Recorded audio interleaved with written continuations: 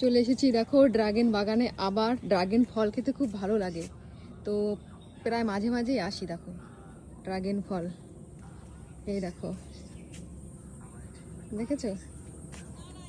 আর ওই দেখো সব চলে এসছে আগে আগেই, সব ভিডিও করছে। আগের দিন এসেছিলাম, ড্রাগন ফল ভালো লাল হয়নি, আজকে দেখো কত সুন্দর লাল হয়েছে। এই দেখো, ওই দেখো, এই যে ম্যাডামরা,